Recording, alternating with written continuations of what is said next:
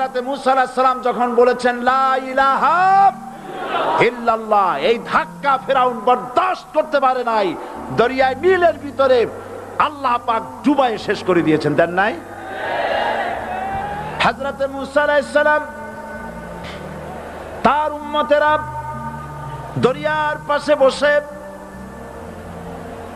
দ্বীনি কথাবার্তা বলতেছেন। এমন সময় ফেরাউন, তার শত্রু হচ্ছে মূসা আলাইহিস সালাম। শত্রু কেন? মূসা কি ফেরাউনের পাকা ধানে মই দিয়েছে নাকি? বলেন আপনারা। তার হালের গরু পিটায় মারছে নাকি? অপরাধ হলো তিনি আল্লাহর জমিনে আল্লাহর আইন প্রতিষ্ঠার কথা বলেছেন। এই শুধুমাত্র এই অপরাধে ফেরাউন তার দলবল নিয়ে 3 দিক থেকে আক্রমণ করেছে। মূসা আলাইহিস সালামের উম্মতেরা ভয় পেয়ে গেছেন। তারা বলছেন ইন্না লামুদরাকুন, আমরা পাকড়াও হয়ে গেছি। 3 দিকে সাড়াশি আক্রমণ, 3 দিকে শত্রু, একদিকে দরিয়া, পালাবার রাস্তা আছে? হযরত মূসা আলাইহিস সালাম ভয় পেয়ে গেলেন, সারেন্ডার করলেন না। হযরত মূসা আলাইহিস সালাম বললেন কাল্লা, কখনো নয়, ভয় পাওয়ার কোনো কারণ নাই। রব্বি সায়াহদিন, অবশ্যই আমার রব আমার জন্য রাস্তা করে দিবেন। ভয় পাইও না, আমার রব রাস্তা করে দিবেন। আল্লাহ রাব্বুল আলামিন হযরত মূসা আলাইহিস সালামকে অর্ডার করলেন, হাতের লাঠি দিয়া দরিয়ার উপরে আঘাত করো। হযরত মূসা আলাইহিস সালাম দরিয়ার উপর আঘাত করলেন। রাস্তা ছিল দরকার একটার, এক বাড়িতে আল্লাহর হুকুমে লাঠি দিয়ে একটি আঘাত করার সঙ্গে সঙ্গে হযরত মূসার তার সঙ্গী সাথী দরিয়া পার হওয়ার জন্য দরিয়ার মধ্য দিয়ে আল্লাহ 12টা রাস্তা পয়দা করে দিলেন। সে আল্লাহ আছে না নাই? এত রাষ্ট্র শক্তি বাধা দিয়েছে সমস্ত নবীদেরকে। কেন? নবীদের চরিত্র খারাপ? জোরে বলে, নবীদের চরিত্র খারাপ? নবীদের চাইতে মাসুম বেগুনাহ উন্নত চরিত্রের মানুষ আল্লাহর আকাশের নিচে জমিনের উপরে আর হয় নাই। তোমরা যে সামনে তাদের পিছনে দৌড়াও, অমুকের সৈনিক, নেতা নেতা করে মরো, এইসব নেতা যাদের পিছনে দৌড়াও, এই নেতাগুলি, আমি জিজ্ঞেস করি আপনাদেরকে, এই নেতাগুলি জীবনে একবারও জেনা করে নাই। এ ব্যাপারে অনুসারীরা আপনারা কি নিশ্চিত? মিথ্যা কথা জীবনেও কয় নাই, প্রতারণা করে নাই, ঠাট্টা করে নাই, বিদ্রুপ করে নাই, মদ খায় নাই, মানুষ হত্যা করে নাই। কিসের নেতা? নেতা হচ্ছেন সেই ব্যক্তি যিনি বলেছেন, ও আমার স্ত্রীরা, ও আমার সাহাবীরা, রাতের আধারে আমার মধ্যে যা আচরণ দেখতে পাও, দিনের আলোতে আমার মধ্যে যা দেখতে পাও, সবগুলি খুলে খুলে মানুষের কাছে বলে দাও। তার নাম বিশ্বনবী মুহাম্মদ রাসূলুল্লাহ সাল্লাল্লাহু আলাইহি ওয়াসাল্লাম। যার চরিত্রের সার্টিফিকেট আল্লাহ রাব্বুল আলামিন নিজে দিচ্ছেন, ওয়া ইন্নাকা লাআলা খুলুকিন আযীম। নবী হে, উন্নত চরিত্রের উপরে আপনি প্রতিষ্ঠিত। সুবহানাল্লাহ। কে সার্টিফিকেট দিচ্ছেন? আযীম, আযীম। আরবিতে চওড়াকে বলা হয় আরিদ, গভীরতাকে বলা হয় আমিক। কত প্রশস্ত, যা মাপার কোনো ফিতা নাই, কত গভীর, যা মাপার কোনো যন্ত্র নাই, এইটাকে আরবিতে বলা হয় আযীম। সুবহানাল্লাহ বলতে ইচ্ছে করে না? ও নবী, তোমার চরিত্র এমন যা মাপার মতো যন্ত্র পৃথিবীতে নাই। এই সার্টিফিকেট দিলেন কে? সমস্ত নবীরাই চরিত্রবান, নবীরা মাসুম বেগুনাহ। সুবহানাল্লাহ বিহামদিহি। সেই নবীরা মার খান নাই? খেয়েছেন কিনা বলেন? কারা মেরেছে? রাষ্ট্র শক্তি। কারা মেরেছে? কারণ নবীরা বলেছেন লা ইলাহা ইল্লাল্লাহ। পড়েন সবাই, লা ইলাহা ইল্লাল্লাহ। আপনিও যদি নবীদের মতো সাহাবীদের মতো বুঝা এই কলেমার দাওয়াত দেন, বাধা আসবেই। বোঝাবুঝির ব্যাপার, বুঝতেই সারলো। কত মাহফিল হয় বাংলাদেশে, হয় না? কোনো বাধা নাই, ঠিক কিনা? কত পূজা হয়, পার্বণ হয়, গান হয়, থিয়েটার হয়, গুনাগার বিবির গান হয়, কত কিছু হয়। কোনো বাধা আছে? তাফসিরের মাহফিলে বাধা। এতগুলো মানুষ লাগে নাকি বিপ্লব করতে, কালেমার রস কায়েম করতে? 313 জন মুসলমান যথেষ্ট পৃথিবীতে।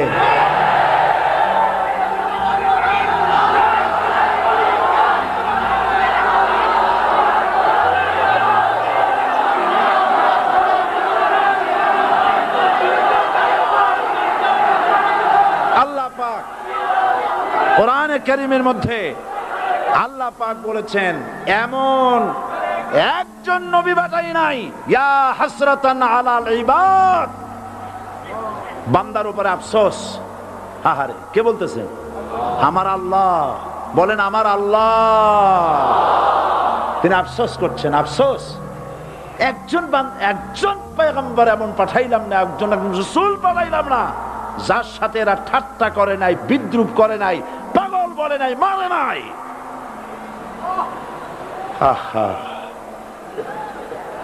অপরাধ আল্লাহর সার্বভৌমত্ব প্রতিষ্ঠার অপরাধ। হযরত ইব্রাহিম আলাইহিস সালাম তিনি যখন এই কালেমার দাওয়াত দিয়েছেন নমরুদের বিরুদ্ধে, নমরুদ বলেছে, মান আশাদ্দু মিন্না কুওয়া, আমার চাইতে শক্তিশালী আর কে আছে? আনা রব্বুকুমুল আলা, আমি তোমাদের বড় প্রভু। নাউজুবিল্লাহ। কই থেকে একটা তুমি বলছো লা ইলাহা ইল্লাল্লাহ, আমি তো ইলাহ। হযরত ইব্রাহিম আলাইহিস সালাম কি কালেমার দাওয়াত পেশ করার অপরাধে অগ্নিকুণ্ডের ভিতরে ফালাবার ব্যবস্থা হয়ে গেছে। আল্লাহ পাক সব ঘটনা কোরআনে বলে দিয়েছেন কিনা বলেন? কেন বললেন এই সমস্ত কথা?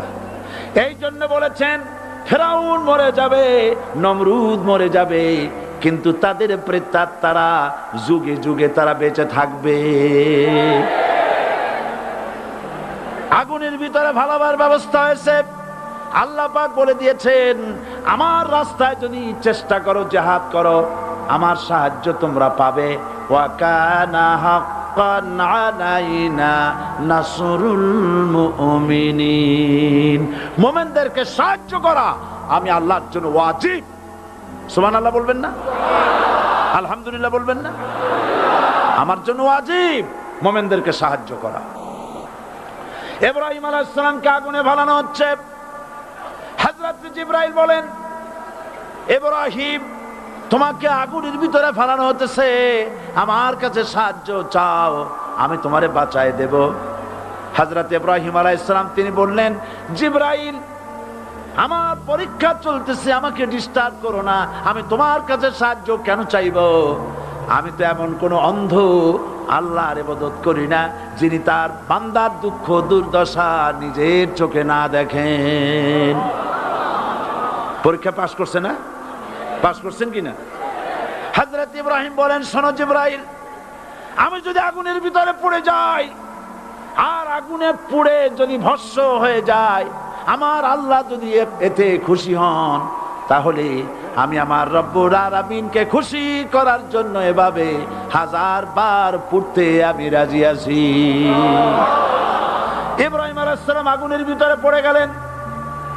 আল্লাহ রাব্বুল আলামিন আগুনের প্রতি নোটিশ করে দিলেন, ইয়া নারু কুনি বারদাও ওয়া সালামান আলা ইব্রাহিম।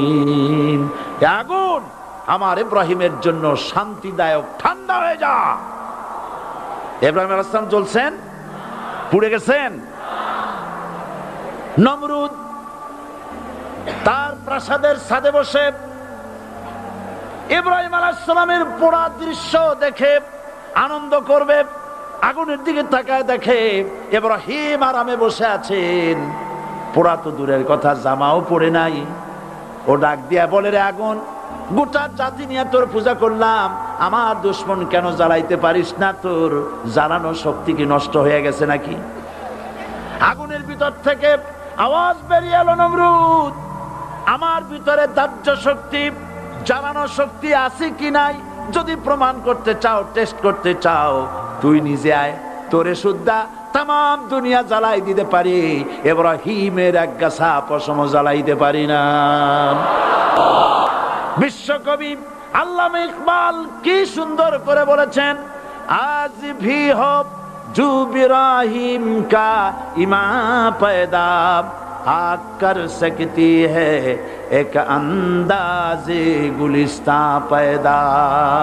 ইব্রাহিমের ঈমান যদি আজও কোথাও হয় বিদ্যমান, করতে পারেন অগ্নিকুণ্ডে খুবসুরত এক গুলিস্তান।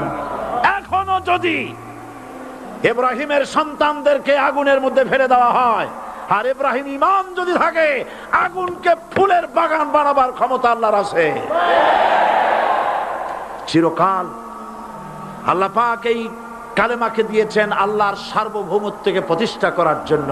আয়াতুল কুরসি শুধু পড়ে বুকে ফু দেওয়ার জন্য নয়, পড়েন আমার সাথে, আল্লাহু লা ইলাহা ইল্লা হুয়াল হাইয়ুল কাইয়্যুম।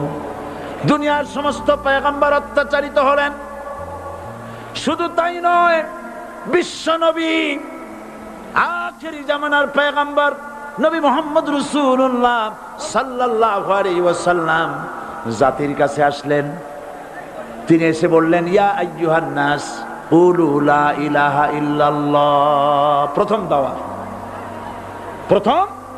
দাওয়া শুনছেন কথা? রাসূলুল্লাহ বলছেন, ও জাতি, আমার রাসূল তো মক্কার রাসূল না শুধু, মদিনার রাসূল না শুধু, আরবি ভাষা ভাষীদের রাসূল না শুধু, আমার নবী কি নবী? চিল্লায় বলেন। তাই তিনি বলেছেন, ও বিশ্বের মানবতা, বিশ্বের মানব গোষ্ঠী, যদি মুক্তি পেতে চাও, নাজাত পেতে চাও, উচ্চারণ করো, বিশ্বাস করো, আমল করো, বলো লা ইলাহা ইল্লাল্লাহ। জোরে পড়েন, লা ইলাহা ইল্লাল্লাহ, লা ইলাহা ইল্লাল্লাহু মুহাম্মাদুর রাসূলুল্লাহ। আবু জাহেল বুঝছিল কলেমার অর্থ? কথা বলেন না কেন? আবু জাহেল বুঝছিল? উতবা, সাইবা, মুগিরার গোষ্ঠীরা বুঝছিল? বুঝেছে। তারপরে তারা চিন্তা করলো যে সর্বনাশ তো করছে, লা ইলাহা, কোন ইলাহ নাই, আইনদাতা নাই, বিধানদাতা নাই, তাহলে আমরা কি ঘরে বসে বসে কি করব? উনি নতুন একজন ইলাহ নিয়ে আসছে, আল্লাহ ছাড়া কোন ইলাহ নাই, তাহলে আমাদের কাজটা কি? প্রথমে তারা চেষ্টা করলো যে একটু দেখি নরম নরম ভাবে হয় নাকি। চলে গেল আবু তালেবের কাছে, আসে না দিছে, বললো, আবু তালেব, তুমি তো কুরাইশদের নেতা, তোমার ভাইয়ের ছেলে কয়টাই কি? কি আশ্চর্যজনক কথা, লা ইলাহা ইল্লাল্লাহ, আল্লাহ ছাড়া কোন ইলাহ নাই, তা আমরা করব কি? তোমার ভাতিজাকে বুঝাও লা ইলাহা ইল্লাল্লাহর দাওয়াত বন্ধ করে দিক, এর বিনিময়ে টাকা লাগে টাকা দেব, সোনা লাগে সোনা দেব, যত সুন্দরী মেয়ে চায় তাও দেব, নেতৃত্ব চায় তাও দেব, তবু যেন কালেমার দাওয়াত না দেয়। আসিনে কা হাদিসে আছে কিনা? নবীজি যখন বাড়ি ফিরলেন, চাচা আবু তালেব নিজের কলিজার টুকরা সন্তান হযরত জাফর আলীর চাইতে তিনি ভালোবাসতেন কলিজার মতো করে মুহাম্মদ সাল্লাল্লাহু আলাইহি সাল্লামকে। বলছে, বাবা, এমন কথা কেন বলো যাতে লোকেরা খেপে যায়? এই কথাগুলি বলো না, ওরা আমার কাছে এই সব প্রস্তাব দিয়ে গিয়েছে। রাসূলুল্লাহ প্রস্তাব শুনে এগ্রি করলেন। জি, আমার নবী বলেন, ও আমার চাচা আবু তালেব, প্রস্তাবকারীদেরকে শুনিয়ে দিন।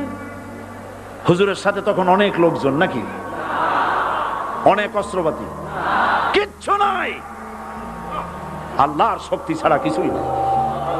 আমার নবী বলেন, ও আমার চাচা আবু তালেব, প্রস্তাবকারীদেরকে শুনিয়ে দেন, যেটা দেওয়া সম্ভব সেটা তো দূরের কথা, যেটা দেওয়া সম্ভব নয় তাও যদি তারা দিতে পারে আমার এই যেমন আকাশের সূর্যটা ধরে এনে ওরা যদি আমার ডান হাতে তুলে দেয়, আকাশের পূর্ণিমার চাঁদটা ধরে যদি বাম হাতে আমার তুলে দেয়, এর বিনিময়ে এক মুহূর্তের জন্য তাওহীদের দাওয়াত আমি বন্ধ করে দেব না। সুবহানাল্লাহ। রাসূল করিম সাল্লাল্লাহু আলাইহি ওয়াসাল্লাম তাদের এই প্রস্তাবকে যখন গ্রহণ করলো না, কাফেরেরা বুঝলো। আমি আগেই বলেছি 3 শ্রেণীর লোক বাধা দিয়েছে। কয় শ্রেণী? প্রথম শ্রেণী কি? রাষ্ট্র শক্তি। তাদের হাতে অস্ত্রপাতি তো খুব শক্তি, আর যারা একবার ক্ষমতায় যায় ওরা মনে করে এই ক্ষমতা থেকে আমাদেরকে কেউ নামাইতে পারবে না। বিংশ শতকের শ্রেষ্ঠ মুজাদ্দিদ আল্লামা সৈয়দ আবুদুল্লাহ মওদুদী রাহমাতুল্লাহ আলাইহি তিনি এক জায়গায় লিখেছেন, স্বৈরাচারীরা তার পতনের সমস্ত ছিদ্র বন্ধ করে, কিন্তু একটা ছিদ্র বন্ধ করতে পারে না। মনের ভুলে সে ছিদ্রটা থেকেই যায়, যেই ছিদ্র দিয়ে আসলে তার পতনটা হবে। আল্লাহর নবী যখন তার স্ত্রী হযরত খাদিজা রাদিয়াল্লাহু তাআলা আনহাকে যখন দাওয়াত দিয়েছেন, আল্লাহ রাব্বুল আলামিন যখন দাওয়াতের জন্য বলে দিলেন নিকটবর্তী আত্মীয়দেরকে দাওয়াত দাও, সর্বপ্রথম নবীজি গিয়ে হযরত খাদিজাকে দাওয়াত দিলেন, বললেন আল্লাহ ছাড়া কোনো ইলাহ নাই, মাবুদ নাই, তার উপর ঈমান আনো, আর আমি মুহাম্মদ রাসূলুল্লাহ সাল্লাল্লাহু আলাইহি সাল্লাম আখিরি জামানার পয়গম্বর, আমার উপর ঈমান আনো। স্ত্রীর জন্য স্বাভাবিক ছিল। স্ত্রী তো কমসে কম স্বামীরে চেনে, কি বলেন আপনারা? চেনে না? সব মানুষকে আপনি ধোঁকা দিতে পারবেন, সব মানুষকে আপনি চোখে ধুলা দিতে পারবেন, কিন্তু স্ত্রীকে ভাঙিয়ে দিতে পারবেন না। ঠিক কিনা বলবেন? স্ত্রী আপনার জন্য ভালোবাসা দিতে পারে, জীবন দিতে পারে, সব দিতে পারে, কিন্তু ঈমান আনা অত্যন্ত কঠিন। নবীজি যখন হযরত খাদিজাকে ঈমানের দাওয়াত দিলেন, হযরতে খাদিজা রাদিয়াল্লাহু তাআলা আনহা এক মুহূর্ত দেরি করেন নাই, সঙ্গে সঙ্গে পড়েছেন লা ইলাহা ইল্লাল্লাহু মুহাম্মাদুর রাসূলুল্লাহ। জোরে পড়েন লা ইলাহা ইল্লাল্লাহ, লা ইলাহা ইল্লাল্লাহ, লা ইলাহা ইল্লাল্লাহু মুহাম্মাদুর রাসূলুল্লাহ। হযরত খাদিজা বলছেন, ইয়া আবুল কাসেম, আপনি অবশ্যই আল্লাহর নবী। আমার কোনো বিন্দু মাত্র সন্দেহ নাই, কারণ বিগত 15 বছর আপনার সাথে ঘর সংসার করে আপনাকে যেভাবে দেখেছি, কোন সাধারণ মানুষের আচরণ এরকম হতে পারে না। আপনি অবশ্যই আল্লাহর নবী। নবী করিম সাল্লাল্লাহু আলাইহি ওয়াসাল্লাম এই দাওয়াত নিয়ে ছড়িয়ে পড়লেন ময়দানে। তিনি বলেছেন লা ইলাহা ইল্লাল্লাহ। এই কালেমার দাওয়াত কি শুধু মুহাম্মদ সাল্লাল্লাহু আলাইহি ওয়াসাল্লামের ছিল না, সব নবীদের ছিল। দুনিয়ার সব নবীদের একটাই স্লোগান ছিল, কারো মধ্যে কোনো মতপার্থক্য, মতদ্বৈততা হয় নাই, সকলের স্লোগান একটা, লা ইলাহা ইল্লাল্লাহ। এই কালেমার বিপ্লবী দাওয়াত পেশ করেছেন সমস্ত নবীরা। আমরা এই কালেমাটা বুঝি না, না বোঝার কারণেই দুরবস্থা হয়েছে। আমরা শুধু এটারে জিকিরের বুলি বানাইছি। দেখছেন কি কায়দায় জিকির করে, লা ইলাহা ইল্লাল্লাহ ইল্লাল্লাহ, এমন জোরে ইল্লাল্লাহ বলে তাতে কলব থাকলেও পারে, গেলেও পারে। কি বুঝে ইল্লাল্লাহ বলতেছেন? আবার লা ইলাহা ছেড়ে দিয়া খালি ইল্লাল্লাহ করে, এরকমও শুনেছি। শুনছেন আপনারা? লা ইলাহা বাদ দিয়া কতক্ষণ ইল্লাল্লাহ ইল্লাল্লাহ ইল্লাল্লাহ। আশ্চর্য কথা, এটা কি কি বলতেছেন আপনি? ইল্লাল্লাহ মানে তো আল্লাহ ছাড়া। আল্লাহ ছাড়া কি? লা ইলাহা ইল্লাল্লাহ, এই কালেমার দাওয়াত যখন নবীরা দিয়েছেন, হযরত মূসা আলাইহিস সালাম যখন বলেছেন লা ইলাহা ইল্লাল্লাহ, এ আঘাত লেগে ফেরাউন দরিয়ায় নীলের মধ্যে ডুবে শেষ হয়ে গিয়েছে। হযরত ইব্রাহিম আলাইহিস সালাম যখন বলেছেন লা ইলাহা ইল্লাল্লাহ, নমরুদের গোষ্ঠী সাফ হয়েছে, জুতা পিটা খাইয়া দুনিয়া থেকে বিদায় হয়ে গেছে। ঠিক না ভাই? মুহাম্মদ সাল্লাল্লাহু আলাইহি সাল্লাম যখন বলেছেন লা ইলাহা ইল্লাল্লাহ, তখন আবু জাহাল, আবু লাহাব, উতবা, শাইবা, মুগীরা এ সবগুলির গায়ে আগুন জ্বলে গেছে। কেন আগুন জ্বললো? তারা বুঝছে লা ইলাহা ইল্লাল্লাহর অর্থ কি। তারা বুঝেছে লা ইলাহা ইল্লাল্লাহ মানেই হচ্ছে কোনো ইলাহ নাই, আইনদাতা নাই, বিধানদাতা নাই, শাসনকর্তা নাই, কাউকে মানি না। কে ছাড়া? আল্লাহ ছাড়া। ফেরাউনও বুঝেছে। ফেরাউন বোঝেন? ফেরাউনকে মুসা আলাইহিস সালাম যখন বলেছেন বলো লা ইলাহা ইল্লাল্লাহ, ফেরাউন বলেছে মা আলিমতু লাকুম মিন ইলাহিন গায়রি, আমি তো জানি না যে আমি ছাড়া আরো কোন ইলাহ আছে, আমি তো ইলাহ। তুমি যদি আমারে বাদ দিয়ে আর কাউকে ইলাহ মানো, লাআজআলান্নাকা মিনাল মাসজুনিন, কারারুদ্ধ করে রাখবো, জেলখানায় ঢুকিয়ে দেব। মুসা আলাইহিস সালাম ভয় পাইছিলেন নাকি? ভয় পাননি। কাফেরেরা বুঝতে পারতো লা ইলাহা ইল্লাল্লাহর অর্থ কি। আবু জাহাল, আবু লাহাব, উতবা, শাইবারা, হযরত আবু তালেব নবী করিম সাল্লাল্লাহু আলাইহি সাল্লামের চাচা আবু তালেবের কাছে গিয়ে বলেছে, আবু তালেব রাসূলকে বলো, মুহাম্মদ সাল্লাল্লাহু আলাইহি সাল্লামকে বলেন তিনি যেন লা ইলাহা ইল্লাল্লাহর দাওয়াত না দেন, এর বিনিময়ে যত টাকা লাগে, যে সুন্দরী মেয়ে পছন্দ করবে সেই মেয়ে তার সাথে বিয়ে দিয়ে দেব, নেতৃত্ব দেব, টাকা দেব, পয়সা দেব, বাড়ি ঘর দেব, তবুও লা ইলাহা ইল্লাল্লাহ দাওয়াত যেন তিনি না দেন।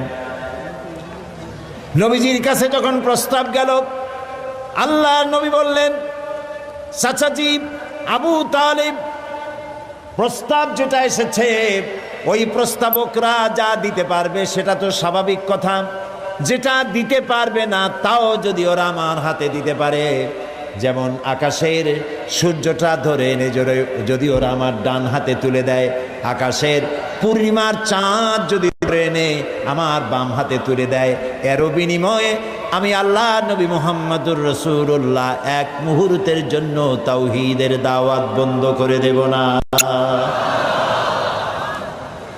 নবীজি পৃথিবীতে আল্লাহর দ্বীনের দাওয়াত দেওয়ার জন্য, দ্বীন প্রতিষ্ঠার জন্য এসেছিলেন। এজন্য আসেন নাই আবু জাহাল, আবু লাহাব বা শাইবারা নেতৃত্ব দিবে আর মুহাম্মদ সাল্লাল্লাহু আলাইহি ওয়াসাল্লাম তার অধীনে চাকরি করবেন, মসজিদে বসে আল্লাহ আল্লাহ করবেন। মূসা আলাইহিস সালামকে এজন্য পাঠানো হয়নি যে তিনি ফেরাউন রাজত্ব করবে আর তিনি তার অধীনে থেকে আল্লাহ বিল্লাহ করবেন। এজন্য পাঠানো হয়েছে। মূল উদ্দেশ্য কি? আল্লাহ রাব্বুল আলামিন বলেন হুয়াল্লাযী أرسل رسوله بالهدى ودين الحق ليظهره على الدين كله وكفى بالله شهيدا